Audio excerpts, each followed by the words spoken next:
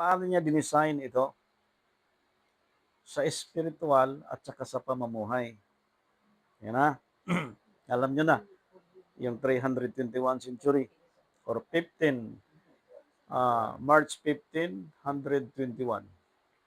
Magellan time, Spanish time. Anong nangyari? Dinesign niya sa spiritual at saka sa material. Paano dinesign? Lunes hanggang Biyernes, working days. Tama. Pagdating ng Sabado at Linggo, tinawag siyang weekend. So, ibig sabihin, sa 7 days, from Monday, kailan ang 7 days? Di ba linggo? Oh. Ang linggo ay Sabat ng Roman Catholic. Pero pag tinanong mo ngayon ang mga believers in Christ under Roman Catholic doctrine, pag tinanong mo, Brad, anong tawag mo sa pagsamba sa araw na to? Hindi alam. Sa mga churches, tanungin mo yan pag nagsamba. Hindi alam.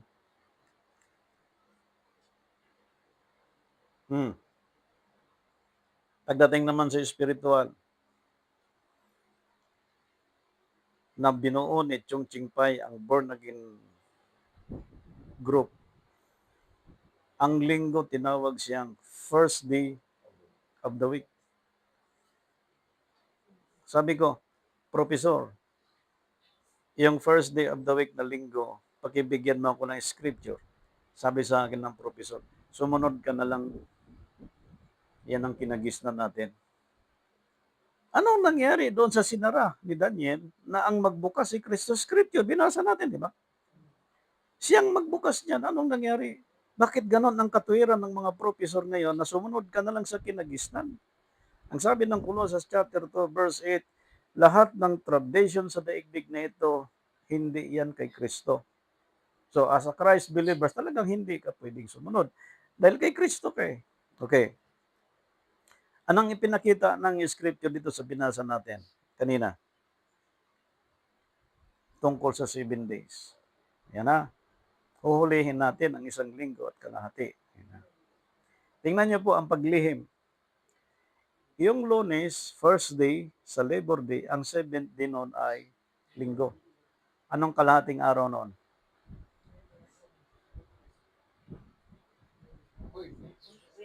Di ba Huwebes ang kalahating araw noon? From Sunday to Saturday.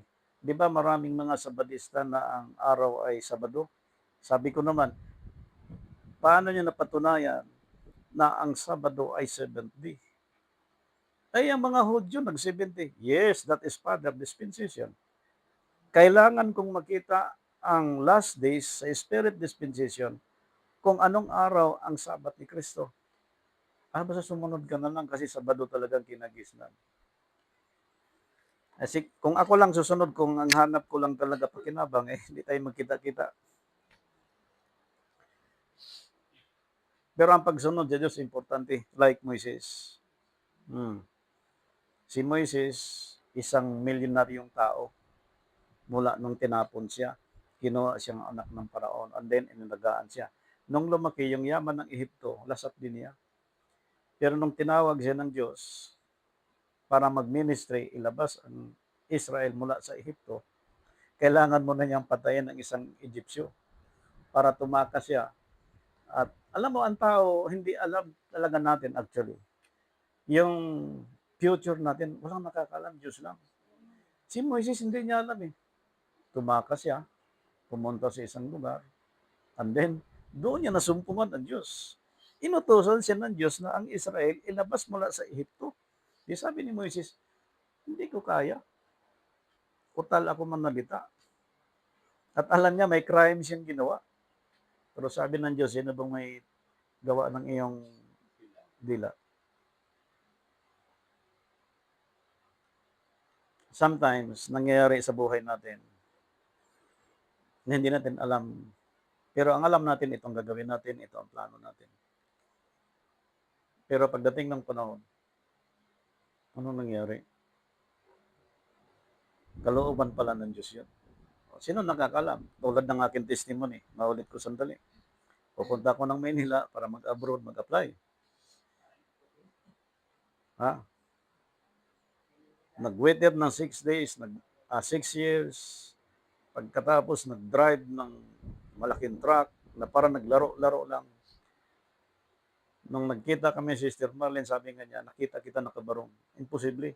Organizer ako ng inuman sa magpipinsan every Sunday. Kasi yan ang week-in ng nagtatrabaho sa opisina at mga construction. Sabi, nung tumayo na ako sa pulpito, ito na yung nakikita ko. Nabutan ko yung magagaling na preacher, magagaling na mangaral. Talagang humahanga, galing. Blah, blah, blah, bish, tumba. Blah, blah, blah, bish, tumba. Sa madaling sabi, dumating tayo sa kiligan. May dumating, grabe naman kapangyarihan ng mga ito. Sige, susubukin natin to kung talagang sa Diyos. Pastor, ang baptism niya ba is Acts 2:38? Yan ang in-apply nyo? Ay, hindi. Hindi yan. Praise the Lord. Ang daming daya ngayon. Jacket lang ganon, tumba. Hipan ka lang, tumba. Sigawan ka lang, tumba. Manood ka sa FB, sa YouTube. Mga taga-ibang bansa. Grabe sila mag-worship sa Panginoon. Talagang gumagulong sila, gumagulong. Okay, which is good. Kung yun ang pananampalataya niya sa Diyos. Lahat tinanong ko, brother, sister, do you believe Sunday is the first day of the week? It is a biblical. That is our tradition, brother. We just follow the tradition. Sabi ko, find the scripture. Send the scripture. No, no, no, no. Sabi ko, ano itong nasumpungan natin sa mundong ito? Ang daming mga mayaman at mahirap na yung ibang mga mayaman sa ibang bansa magbigay lang ng 1,000,000, huwag nang papasok sa church. But tulong-tulong, donation, donation, donation.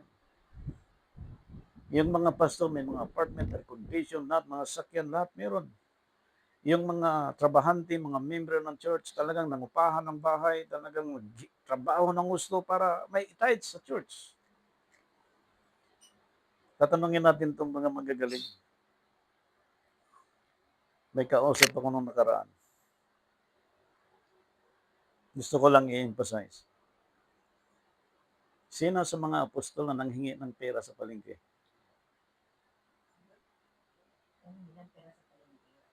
Sabi nila, wala. Bakit nyo ginagawa ang panghihingi sa palengke? Pwede ka mag-preach ng Word of God, libre, kahit saan sulok ng daigdig. Pero mag-collect ka ng amount sa bawat dumadaan at parang isda na parang nilambat mong ganun. Pag dumaan ka pa mas kaliwa, salubungin ka. Salubungin ka, obligado ka. Pag ganun mo, may piso ka. Oh. Ang sabi sa akin ng kaibigan ko, ang barya binobuldoser, pastor. Tingnan mo yung mga membro ng upahan. Ang mga taxi driver, walang sarili. Sabi ko, Brad, ang yaman ng iyong leader, ba't hindi ka man lang binila ng taxi para hulog-hulugan mo na lang? Hindi naman libre. Hindi, tinulong din sa mga mahirap. Bakit? Tingin mo sarili mo, mayaman ka? Hindi, kasi sabi ko, malaking panloloko. Ngayon, bakit natin pinag-uusapan po ito? Kasi po, yung 1 week, ang katuparan ng kalahati na yon, si Kristo. Siya yung mediator sa lahat ng bagay. Yung 3.5 sa Israel, yung 3.5 sa Gentile, yung Great Tribulation, which is the 7 years Great Tribulation na nangyari sa Old Testament, sa time natin, through Jesus Christ, tayo ay exempted sa Great Tribulation, either the big one. Exempted tayo. Wala tayong dapat katakutan. Sapagkat ang sabi ng Scripture, huwag kang liliko sa kanan o sa kaliwa. Ang ginawa ni Moises, Sinunod niya, first month of the year, sa ika-10 pitsa ng Abib, inalagaan ng 4 na araw, pinatay paglubog ng araw. Paano dinisign ang Abib sa March and April? Dinisign ng Diyos. Tingnan nyo sa Lucas chapter 1, verse 26, dumating si Gabriel on the 6 months. Ang time na yon, nagpatala na si Mary niyan at si Joseph, nagkaroon ng census, ang kalendaryo niyan is Gregorian calendar. Anong buwan yung 6 months? O, di ba June? Natural kapag ang binhi ng lalaki ay pumasok sa babae, mag-start ang bilang mo ng July, August, September, October, November, December, January, February, March. Kaya po, ang mga women's na nagbubuntis, kailangan may prenatal, naka-check up sa doktor, para ma-determine talagang 9 months kasi merong iba, overdue na. Hindi nagpa-check up, nagagalit yung mga doktor eh. But siyempre, wala po. Hindi na nagsasalita, pero kung kulang lang, mumurahin ko ng mga doktor eh. Ganon ang church ngayon, sa madaling sabi. May overdue na understanding, meron pong premature. Ang kailangan natin yung eksaktong 9 months. Okay, March. Ang March, pang 9 ni Jesus Christ sa Gregorian calendar. Yan na. Sunod na buwan ng March, anong buwan? O, di ba? O. Ang April ay first month ni Jesus Christ after nung pinanganak siya ni Mary. Kaya ang Abib, dinisign siya ng March, si Christ ang katuparan noon. Ibig sabihin, ang ating pananampalataya sa Diyos na dapat na i-expose sa buong daigdig. Ang Sabat ni Kristo at yung first day of the week sapagkat yung isang linggo at kalahati ng isang linggo, ang katuparan dyan ay si Kristo. So, magmula sa kanyang birth up to his death, and then resurrection, and to sit down right throne of the Father. Kaya lahat ngayon na may pananampalataya kay Kristo, like, sabihin mo lang ng iyong mga labi, saved ka na. Okay? Sumampalataya ka nang ligtas ka na. Maniwala ka nang ligtas ka na. That is the gospel of grace. Kapangalan ni Sister Grace. Pero pag sinabing gospel of the kingdom, paghahari na ni Kristo, hindi na pwedeng liliko ka sa kaliwa at liliko sa kanan. Paghahari na po ni Kristo ang time natin. Amen. Ibig sabihin, paghari mo si Kristo, hari natin si Kristo, sinong masunod? Oh. Ako'y naniwala na ang ating presidente, Christian din. Kung Christian siya at hari si Kristo din ang susundin niya. At nasa Department of Justice, maging mga Congress, maging mga Senate, Christian din. O di si Kristo dapat ang susundin. Anong nangyari sa bansa natin? Tingnan niyo yung pagtawag ng Diyos kay Moises, yun ay dalhin ang Israel palabas mula sa Egypt. Nag-travel sila sa Red Sea, Wilderness, and then Promised Land. Yan. Ngayon, ang pinakita dito sa time natin, ganun din. Nilabas tayo through Jesus Christ. Mag-travel tayo sa sanlibutan. Hanap buhay, kumita, business, lahat. Pero ang direction talaga yan is Promised Land. Pero kung papasok ka sa Promised Land, anumang distraction sa travel, huwag kang magpa-distract. Dahil sa iyong pananampalataya, through Jesus Christ, papasok siya sa Promised Land. May pangako ang Diyos. Ngayon, doon sa pinakita na yon, sa travel na yon, mapapansin mo, huwag liliko sa kanan o sa kaliwa man. Pag sinabing huwag liliko sa kanan at sa kaliwa, may kalsadang gitna. Sino yung nasa gitna? Di ba ganyan yung kanan at kaliwa? Siya yung gitna. Yung isang linggo at kalahati ng isang linggo, sinong nasa gitna? 'Di ba si Jesus Christ 'yun? Ayan. So yung nasa gitna na ito yung ating susundan na hindi tayo puwedeng liliko sa kaliwa o sa kanan man, na ang pinakita dito tingnan mo, kanina kay Moises, eksaktong buwan, eksaktong petsa, eksaktong pagpatay sa kordero. Sino ba yung korderong tinutukoy? 'Di ba si Jesus Christ 'yan. Kanina, sabi ng mga apostol, "Aahon ka ba sa kapistahang ito?" Sabi ni Christ, "Hindi." Pero umahon siya sa kalagitnaan. Ayan na. Hindi ibig sabihin na yung batas na inutos ng Diyos magmula pa kay Adan at ni Eva na bawal, hindi kinonsinti ng Diyos si Adan bagamat siyang nag-mold mula sa alikabok. Okay? Yan na. Sa time natin, if we took government, ang Romans chapter 13 verse 1, sabi doon, walang kapangyarihan na hindi mula sa Diyos. Ibig sabihin, kung meron tayong 1987 Constitution, yan ay mula sa Diyos. So, listen carefully mga senador, mga congressman.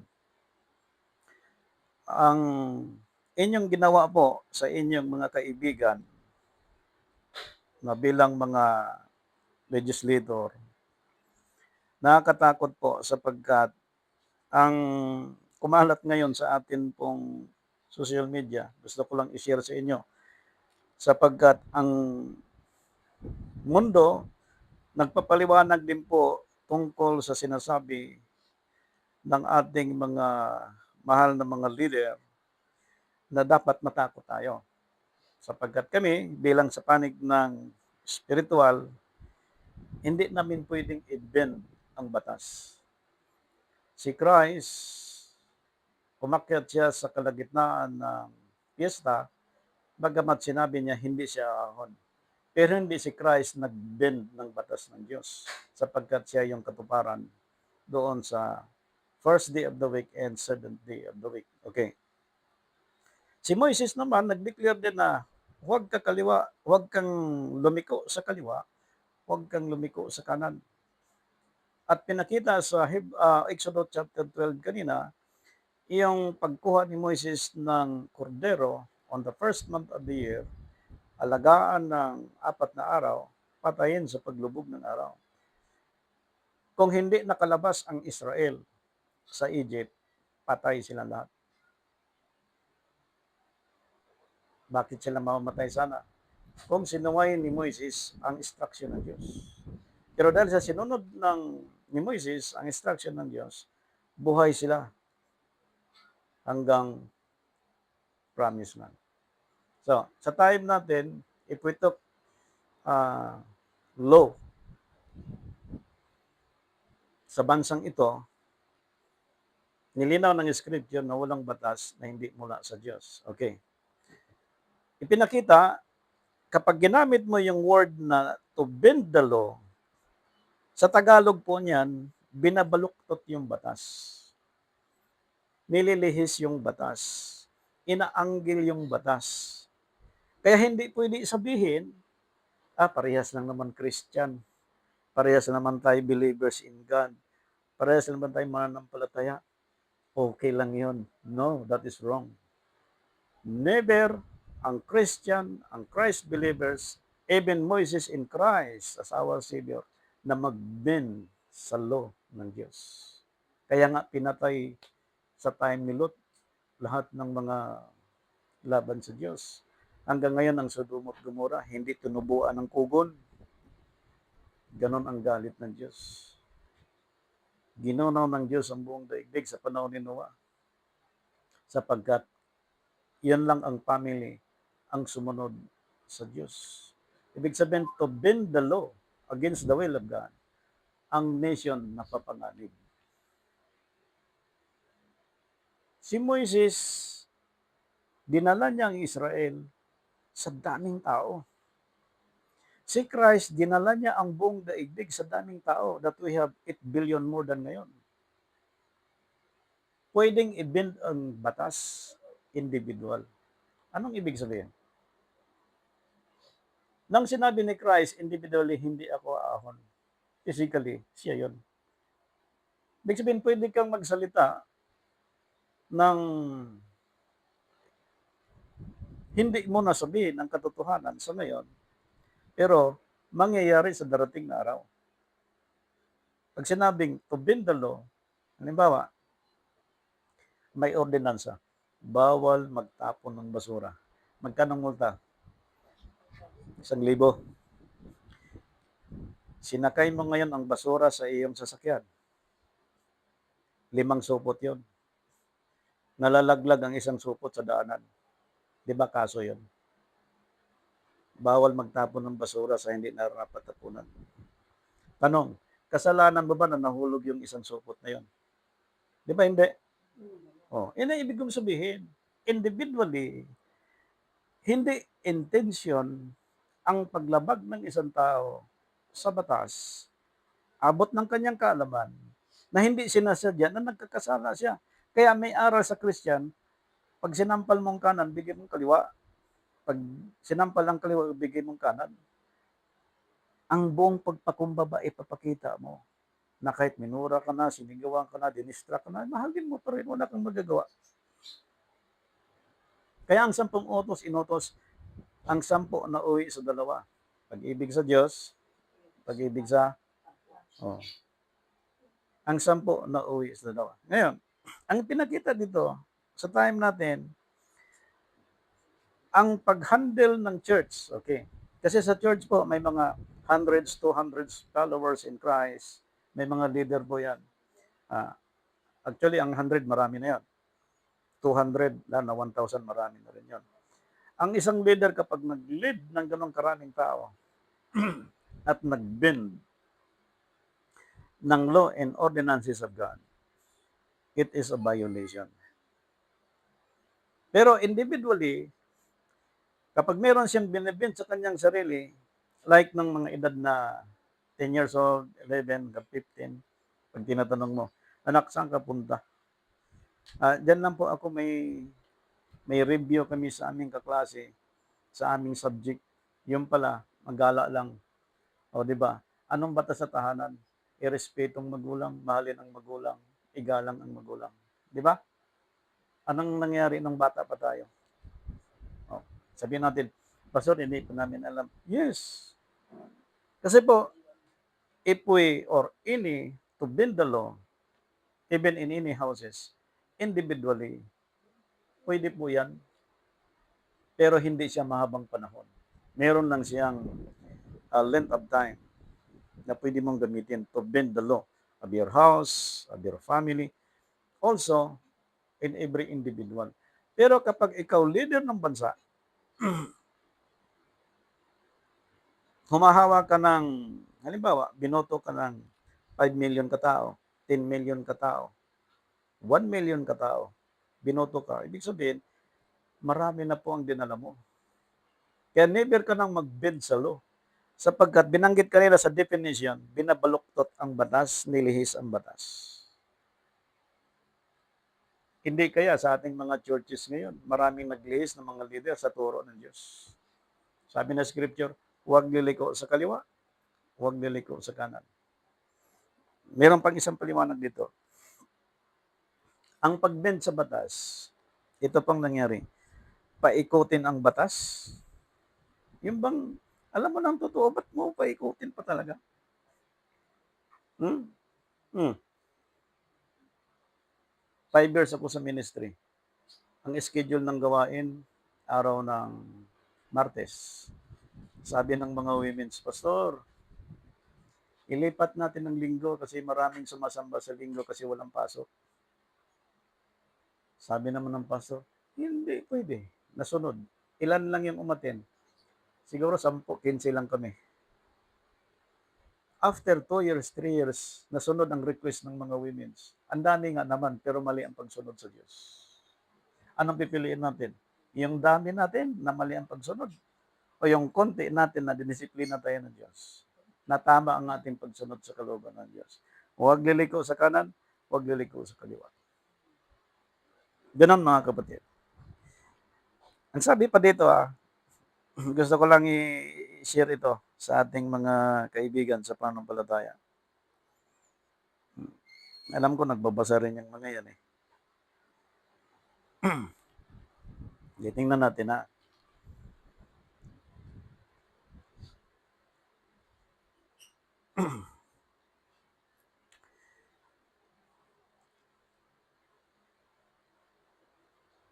Paikutin ang batas katulad ng balaktutin ang batas. Tumutukoy ito sa paghahanap ng mga butas upang maiwasan ang pananagutan.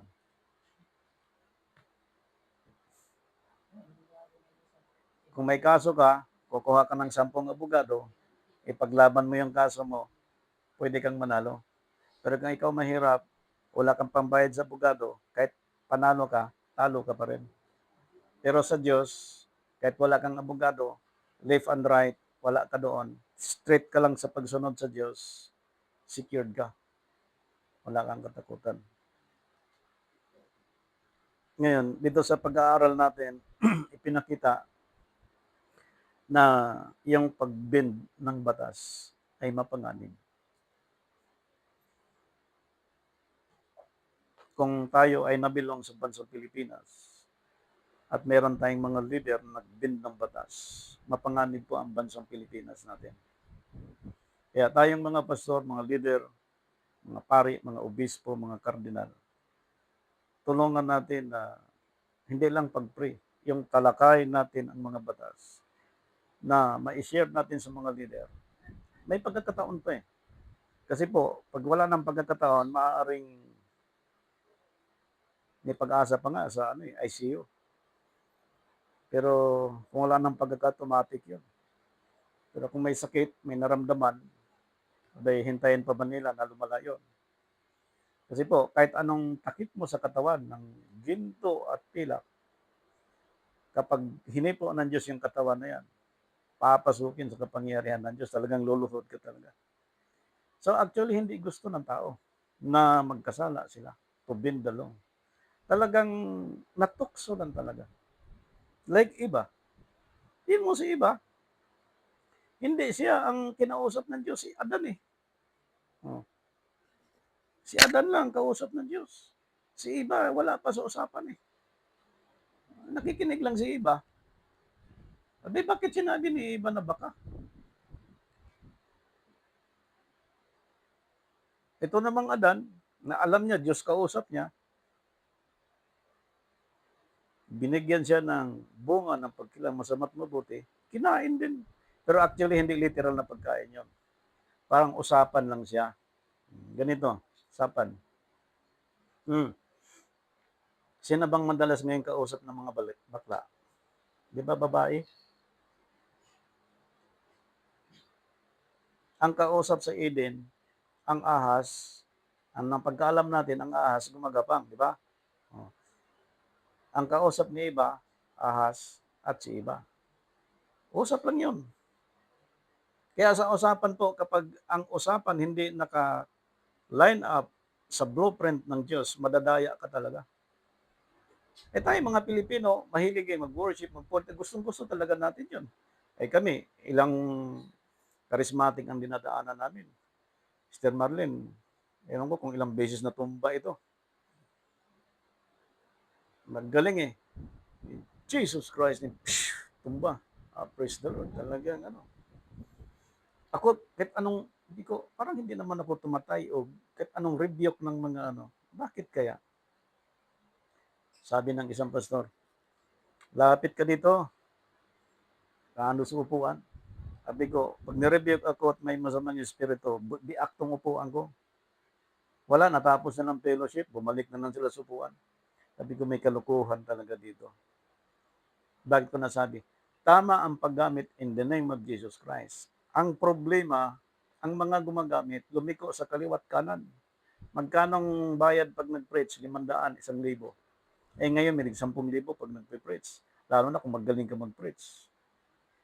Pero pag tinanong mo, Sunday is first day of the week, masunod na lang tayo. Pero makulukuhan. Okay, yumamang ka. May pambayad ka sa punerarya. May pambayad ka sa kabaong. May pambayad ka sa 7 days na bilar kung sa Bisaya. Pero saan papunta ang iyong spirit and soul? Minsan lang ang tao sa daigdig mabubuhay eh. Mabuti nga si Sister Grace, nagpasyal dito sa Manila. Yung nanay niya, nakita sila. Minsan lang yun.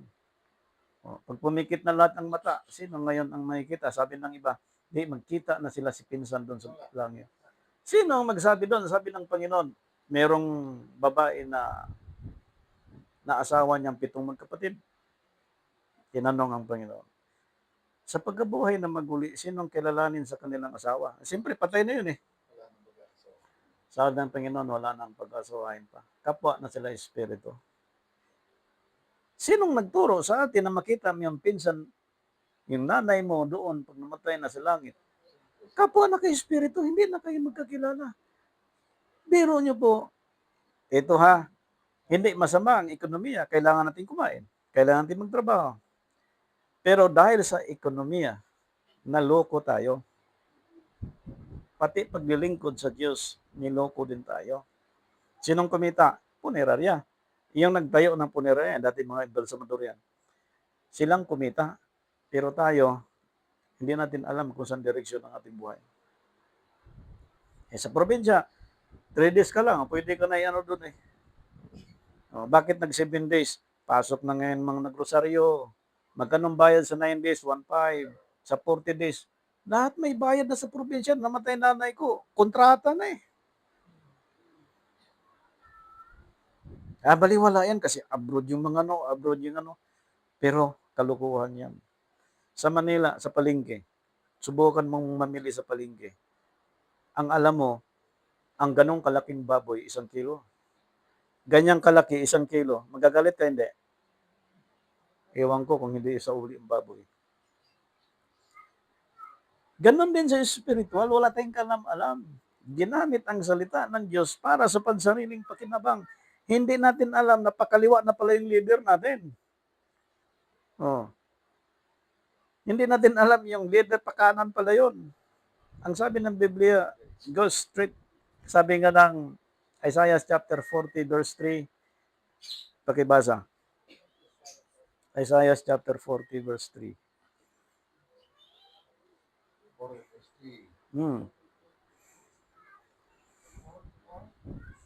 40. Chapter 40 verse 3. Ang tinig ng isang sumisigaw, ihandaan niyo sa ilang ang daan ng Panginoon. Pantayin ninyo sa ilang ang lansangan para sa ating Panginoon. Yun. Ngayon, paano ginawa naman yan ni Christ? Matthew chapter 3 verse 3. Pantay ha. Walang lubak-lubak. Mabuti na, natiis natin yung yung maputik sa Antipulo eh. Sapagkat ito Praise the niyang Lord. sinalita sa pamamagitan ng propeta, Isaias, na nagsasabi, ang tinig ng isang sumisigaw sa ilang, ihanda ninyo ang daan ng Panginoon, tuwirin ninyo ang kanyang mga landas. Hindi ito eh. Walang kurbada. Tuwirin. 3:3. Matthew. Tuwirin ninyo. Ang dating lubak-lubak, pantayin. Ito ngayong time natin. Kaya sa ating kaibigan, Mr. Prado, wala nang aklat na isusulat tayo para sa third book. Sapat na yung Old Testament and New Testament.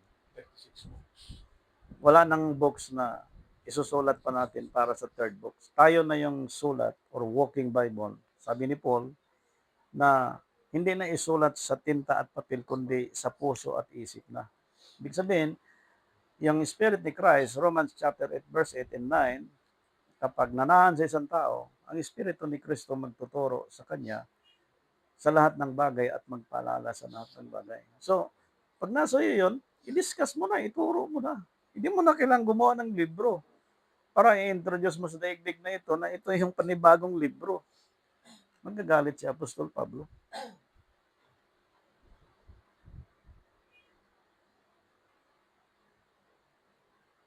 Ngayon, sino yung magbubukas ng aklat na sinara ni Daniel? Si Jesus Christ.